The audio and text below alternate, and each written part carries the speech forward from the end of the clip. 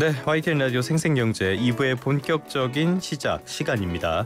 여러분의 경제 시야를 세계로 확 넓혀보죠. 세계로 여행을 떠나보도록 하겠습니다. 월드 이코노미 시간이고요. 오늘도 두 분 스튜디오에 모셨습니다. 먼저 한양대학교 경제금융대학의 이정환 교수님 나와 계십니다. 어서 오십시오. 예, 안녕하십니까. 그리고 오늘은 한번 역할을 바꾸신 ISS의 이지환 대표도 나오셨습니다. 어서 오십시오. 안녕하세요. 지금 굉장히 중요한 경제 일정이 진행되고 있기 때문에 하나만 간략하게 여쭤보도록 할게요. 자, 먼저 교수님, 이번 금통위 결과 어떻게 전망하십니까? 이제 12월 그 정책 방향 발표 때는 이제 예. 금리를 내릴 거 같이 했는데 아직 이제 환율이 1,450원대니까 좀 부담이 있으신 이게 좀 뭐 쉽게 결론을 내릴 수 없는 이런 네네. 상황들이다라고 이야기는 드릴 수 있을 것 같습니다. 그래서 어떻게 보시냐고요? 그래서 내리지 않을까? 그래서 아니 왜냐하면 이날 이제 것이다. 외환보유고 관리를 했고요. 그게 뭐 개입을 하긴 했는데 외환보유고 관리 같은 것들을 했다라고 이야기를 하고 있어서 그게 이제 어떤 방식으로 했는지 사람들 조금 약간의 의심을 가진 부분은 있는데 외환보유고 관리를 했고 그렇기 때문에 이제 그게 크게 떨어지지 않는 상태에서 환율이 이 정도면은 뭐 금리 내릴 수도 있지 않을까라고 왜냐하면 워낙 불확실성이 커진 상태라서 그렇죠. 뭐 예. 지금 환율은 약간 1,450원대로 내려선 상태고요. 대표님께서는 어떻게 보십니까? 저도 동결을 생각하다가 여러 가지 이벤트상 인하를 하지 않을까. 살짝 이제 마인드를 좀 바꿨습니다. 네네네. 그러니까 지금은 이제 위기 상황을 좀 더 크게 인식하지 않을까라는 부분 때문에 환율과 이제 장기적인 미국 금리 역전차 부분도 물론 이제 중요하긴 한데 지금은 오히려 위기 상황 인식이 좀 더 강하지 않을까 싶어서. 알겠습니다. 예. 두 분 다 인하로 전망을 하셨으니까 혹시 동결이 돼서 약간의 피해를 보셨다면 두 분에게 항의하시기 바랍니다. 자, 이제 본격적인 이야기로 세계 경제를 살펴보도록 하겠습니다. 조금 전에 기준금리 말씀을 드렸는데 세계에서도 굉장히 기준금리가 높은 나라들이 많잖아요. 오늘 가볼 나라는 아르헨티나입니다. 그런데 아르헨티나가 기준금리도 높고 물가 상승률도 미친 듯이 올라가고 그런데 최근 상황은 많이 좋아진 것 같아요. 어떻습니까? 뭐 아르헨티나 이제 매번 뭐 가끔 뉴스에 달았는데 이제 아르헨티나 물가 상승률 200%가 넘는다. 뭐 이런 이야기를 많이 했죠. 200%가 넘는다는 건 작년 2023년 기준이고요. 근데 200% 넘는다는 이야기는 물가가 그러니까 2배 이상? 2배가 뭡니까? 3배죠. 그렇죠. 3배 이상 된다라는 그런 이야기를 보실 수 있을 것 같고. 뭐 작년에 1,000원 주고 산 게 지금 3,000원이 돼 있다는 얘기니까. 근데 이제 이번 주 이번에 지표를 보니까 그게 이제 2배로 줄었다라는 2배로 줄었다는 이야기입니다. 이제 이런 나라들의 문제점들이 뭐냐면 결국은 이제 복지 정책을 좀 하고 복지 정책을 하려면 이제 세수가 있어야 되는데 세수 없이 재정 적자를 늘리면서 보통 복지 정책을 많이 하고요. 그러면 이제 돈을 어떻게 되느냐? 돈을 찍어서 되는 거거든요. 나라 돈을 찍으면은 흔히 말하는 우리가 이제 밀턴 프리드만 시대에 이제 통화주의자들이라고 있는데 통화를 많이 찍으면 물가 상승이 되고 물가 상승이 되면은 실물 경제는 오히려 나빠지면서 물가 상승하는 이런 경향들이 생기는 이런 채널들이 있는데 뭐 지금 각국의 중앙은행들이 다 그런 이론에 따라서 움직이고 있는 거잖아요. 그래도 그냥 여기는 이제 재정 적자를 심하게 그러니까 이제 목적이 다른 건데 이제 통화를 푸는 것 유동성을 푸는 거냐? 근데 이제 진짜 복지 정책을 하기 위해서 재정 적자를 은행에서 꼭 통화를 막 발행하고 통화 가치를 하락시키. 그러니까 이제 빚이 졌는데 내가 작년에 100원을 빚진 게 올해 이제 물가가 3배 이상 오르면 30%만 갚으면 되는 거거든요. 그렇죠, 사실은. 그렇죠. 실질적으로 따지면 그런 효과들이 있기 때문에 그런 상황에서 좀 이쪽들이 많이 한다. 이게 좀 특이한 나라들이라고 보시면 될 것 같아요. 남미 그러면 맨날 IMF 와서 구제금융한다. 아르헨티나 IMF 7번 받았다 이런 이야기들 하는데 그래서 지난해 뭐 연간 성장률이 뭐 마이너스 3.5%긴 하지만 3분기부터 뭐 전분기 대비 한 4%가량 증가하면서 5% 정도도 4분기 예측도 하고 있는 것 같고 재정 흑자고 주가도 올라가 아무래도 물가가 상승하면은 주가가 올라갈 수가 없거든요. 주가도 한 뭐 170% 올랐다라고 이야기하고 있고요. 무역 수지도 흑자, 재정 수지 아까 재정의 문제를 말씀드린 것이 이제 재정이 해결 안 되면 이런 난민 국가들은 해결 안 된다라고 보거든요. 그러니까 재정 수지도 흑자로 돌려가지고 결국은 정부에서 돈을 줄이고 물가도 안 잡히지만 잡으려는 노력을 해서 많이 개선이 되었다라는 이야기들이 나오는 것 같습니다. 뭐 기저효과도 있겠지만 성장률도 좋아졌고 연간 물가 상승률도 여전히 세 자릿수이긴 하지만 그래도 많이 좋아졌고 지표상으로 보면은 분명히 좀 개선되는 측면들이 있는 것 같아요. 여기에 배경에는 전기톱 대통령, 밀레이 대통령의 많은 개혁들이 영향을 미쳤다라는 평가를 받는데 어떤 개혁들을 했다는 겁니까? 일단 이제 아르헨티나의 가장 이제 만성적인 문제였던 재정 악화 문제 그리고 이제 아주 높은 이제 인플레이션 이 두 가지를 이제 잡겠다라는 정책을 이제 펼쳤고 그런 부분에서 이제 정부의 일단 긴축 재정 그리고 정부 조직의 슬림화 이런 부분들이 이제 첫 번째로 나왔고 두 번째 이제 고강도의 인플레이션 압박 정책 이 부분이 두 번째로 나왔고 이제 세 번째가 이제 옴니버스 정책이라고 해서 옴니버스 공공 부분을 민영화하겠다라는 부분인데 요거는 사실 이제 국회에서 제동이 걸리면서 좀 수정안이 나왔습니다. 그래서 요건 아직 그럼 시행은 제대로 된 건 아니네요. 네, 이거는 원래는 이제 전면적인 공기업의 민영화를 하려고 했다가 이제 선택적으로 좀 바뀌었죠. 뭐 예를 들어서 항공사는 하고 뭐 예를 들어서 도시철도부는 하지 않는 뭐 이런 식으로 선택적 정책으로 바뀌었는데 지금까지 이제 나왔던 데이터는 좀 전에 교수님 말씀하신 것처럼 이제 상당히 좋았죠. 근데 이 기준점이 우리가 생각하는 거하고는 많이 달라서 예를 들어서 IMF에서 굉장히 잘했다고 평가를 했거든요. 네네. 근데 뭐 보면 작년에 이제 기준금리도 10%나 인하를 했거든요. 네네. 처음으로 이제 기준금리를 인하를 했는데 이게 기준금리가 70%에서 60% 인하를 했거든요. 그러니까 이게 우리랑 생각하는 기준점이 다르죠. 네. 그리고 수치의 그 기준이 완전히 다르네요. 완전히 다르죠. 네. 그러니까 여기에다 이제 인플레이션도 좀 잡았다 했는데 그게 이제 그래도 평균 한 150% 정도는 되거든요. 200%에서 100%가 됐다. 이런 정도의 이제 지금은 그래도 이제 밀레이 정부가 지금은 이제 한 1년 정도 지나면서 이렇게 약간의 민심의 기류가 좀 변하긴 했는데 그래도 이전 정도의 개혁 정책을 시행하면서 사실 아르헨티나가 지지율이 50% 넘는 대통령이 없었거든요. 근데 이 초창기에 어쨌든 52%가 넘는 지지율을 바탕으로 진행을 했기 때문에 아직까지는 이제 외형적으로는 IMF에서 긍정적으로 평가를 하고 있습니다. 어쨌건 성과가 이렇게 지표상으로 나오고 있으니까 긍정적인 평가를 내부든 외부든 받을 것 같고요. 저희 제작진도 밀레이 대통령을 굉장히 좋아합니다. 그분의 표정을 굉장히 좋아해요. 표정 연기의 달인이라고 생각을 하는 것 같습니다. 특히 그 뉴욕 거래소에서 모닝벨을 쳤던 그 사진을 지금도 간직하고 있더라고요. 어쨌건 이 밀레이 대통령의 경제개혁 어느 정도는 성과를 내고 있다. 여기에는 통화정책 좀 전에 말씀을 해주셨지만 통화정책도 적극적인 활용이 있었죠. 그 사실은 이제 남미 나라 이게 사실 아르헨티나뿐만 아니라 다른 남미 국가들이 여러 번의 이제 경제 얘기를 겪고 경제 얘기를 걷는 채널이 똑같거든요. 재정 적자를 돈을 찍어서 막는 구조인데 그렇다는 이야기는 통화량을 줄여야 된다라는 이야기가 귀결이 됩니다. 통화량이 줄어들지 않으면은 그러니까 이제 나라의 돈을 풀면 풀수록 물가가 올라가는 거기 때문에 예전에 그렇죠. 그러니까 1919년대 뭐 바이마르 뭐 그런 공화국 나오면서 그런 메커니즘을 돈을 많이 찍으면 물가가 올라가고 뭐 물가 올라간다면 초인플레이션으로 나라가 망했죠. 초인플레이션이 망하는 건데 이 내용이 이제 달러라이제이션 해가지고 달러랑 패깅하는 그러니까 이제 아예 통화 규모를 이제 달러 수준에서 움직이게끔 하는 이런 정책까지 지금 피려고 하고 있는 상황이니까 그러니까 자국 내에서 이제 통화 관리가 안 되기 때문에 그걸 패깅이라고 한다. 패깅은 아니지만 이게 딱 맞춰가지고 그러니까 패깅은 보통 뭐 환율 패깅할 때 이렇게 패깅한다라고 얘기하는데 약간은 용어 다른 용어긴 하지만 뭐 달러라이제이션이라고 해서 대선 공약으로 내세운 적이 있었죠. 그런 식으로 이제 통화량에 대해서 엄격한 관리를 한다. 여기는 기준금리가 문제가 아니거든요. 기준금리가 아무리 높아도 돈을 많이 찍으면은 그냥 통화량이 풀리면서 이게 나가는 거기 때문에 근데 기준금리 높으면서 통화량 관리를 해줘야 이제 물가가 잡히면 이제 실물 경제들이 적정한 기대를 가지고 투자나 고용을 할 수가 있는 이런 상황이 되기 때문에 이게 좀 메커니즘이 다르다라고 아마 이해하시면 될 것 같고 그래서 아예 이제 통화량 조절에 대해서 여기는 사실 금리로 조절하는 나라들은 선진국이고 통화량으로 조절해야 되는 나라들은 약간 개도국이라 할 수가 있는데 그러니까 우리나라도 이제 1990년대는 통화량 갖고 조절했거든요. 근데 이제 2000년대 오면서 이제 선진 시장이 되니까 이제 금리를 조절하기 시작했는데 뭐 금리란 건 채권이 거래가 돼야 되는 이런 시장이 형성이 돼야 되니까 그런 이슈가 있고요. 그렇기 때문에 아마 말씀드린 것처럼 달러에 대해서 연동시키겠다라고 할 정도로 통화량에 대해서 관리를 하고 있다라고 아마 이해하시면 될 것 같습니다. 근데 일단 이렇게 해서 지표가 개선이 됐다. 근데 밀레이 대통령이 취임한 지 이제 1년 좀 안 됐죠.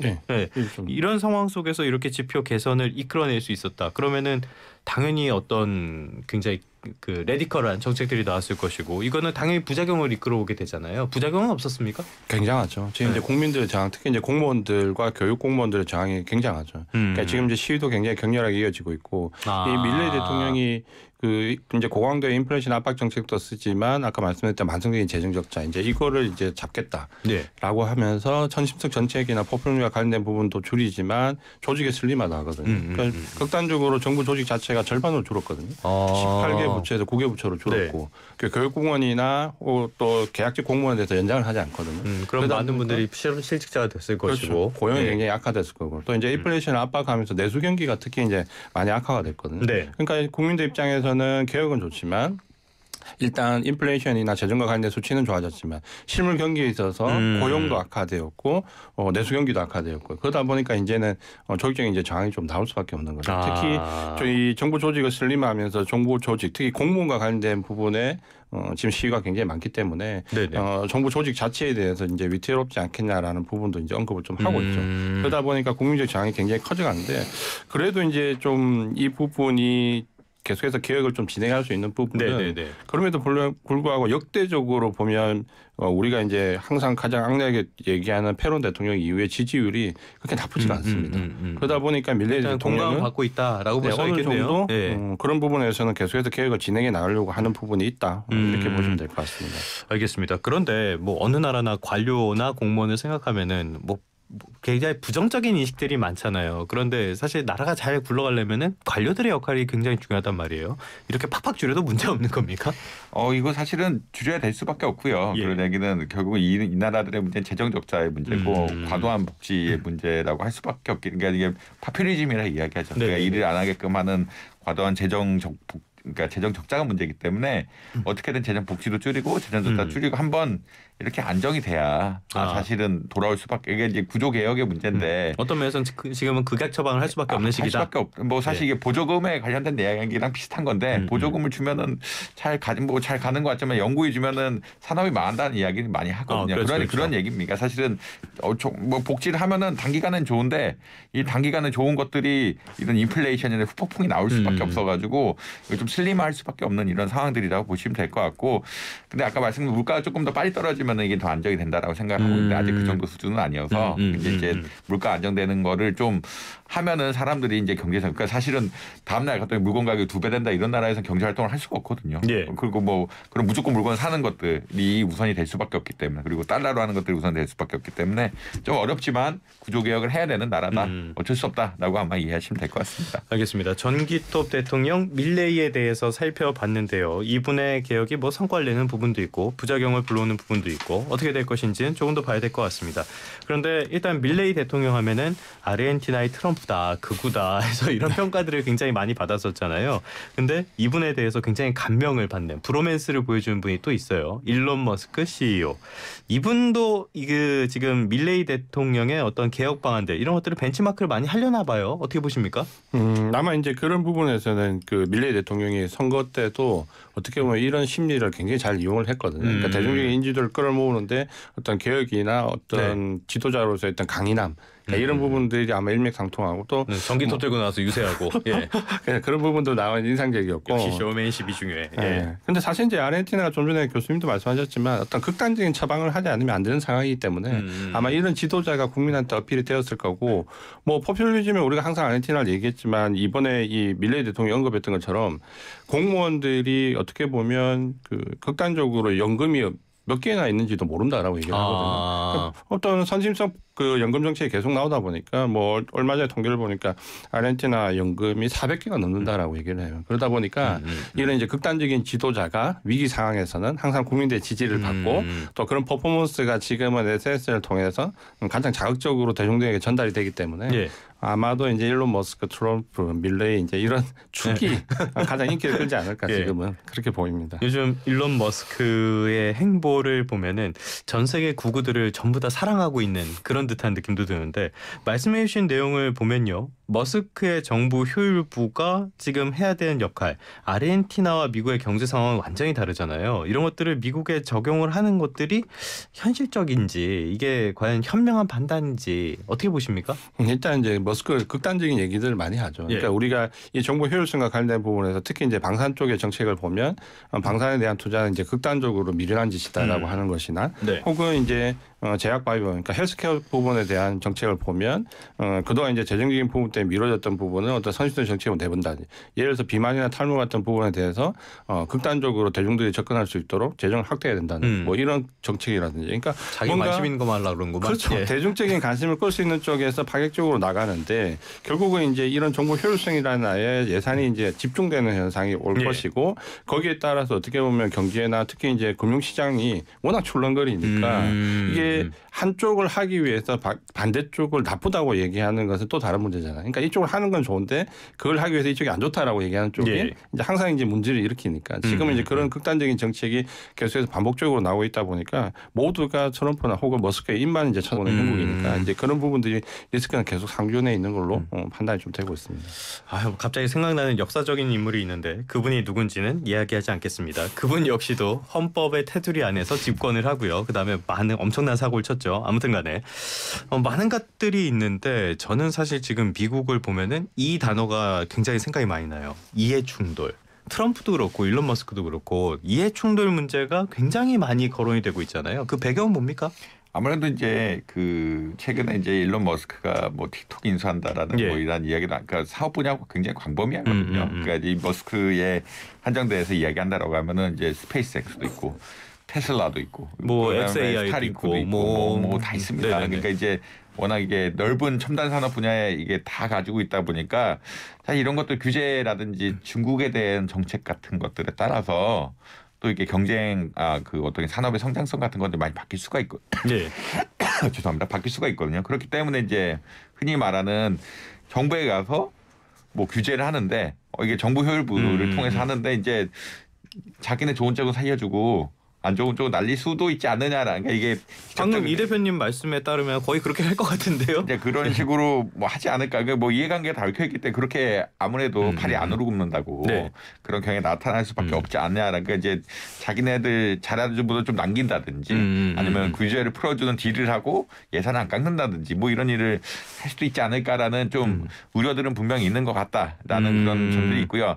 다만 근데 이쪽들은 실무를 하는 분들, 기업하는 분들하고 만나보면 또 이게 다르거든요. 네. 기업하는 사람들의 마인드하고 이제 정부 규제 당국에서 하는 마인드는 전혀 다르기 때문에 네네네. 이런 것들이 또 뭐 효율성을 나타낼 수도 있다. 왜냐하면 뭐 지금 각국의 문제가 정부의 생산성이 그렇게 높지 않습니다. 돈 투입하는 거에 비해서 사회적 리턴이 좀 크게 나와야 되는데 그런 것도 뭐 안 나오는 거에 첫째고 자꾸 떨어지는 게 아니냐. 사회가 너무 빨리 발전하기 때문에 네. 이 예전에 비해서 정부 투자 대비 그 효율 같은 것들이 안 나온다는 의견들이 나오면서 이제 정부 효율부에 대한 얘기라든지 이런 이야기들이 계속 나오고 있고 이거를 듣고 민관화하고 민관화에서 뭐 가격을 어떻게 이런 약간 다양한 그러니까 새로운 모형 모델화해야 되는 게 아니냐라는 이야기들이 나오고 있는데 그런 입장이라 보시면 될 것 같아요. 그러니까 이제 뭐 양단인데 이제 일론 머스크가 자기가 자기 뜻대로 하면은 이쪽에 누군 돈 주고 누군 안 주면서 네네네. 자기 쪽에 우호적으로 제도를 이행할 수도 있는 것 같긴 하지만 또 기업이 안 들어가면은 그 기업은 훨씬 빠른 조직이고 정부는 느린 조직이고 지금 효율성에 문제가 있는 쪽은 정부라고 생각을 하기 때문에 뭐 그거야 그렇죠. 뭐 이걸 예. 잘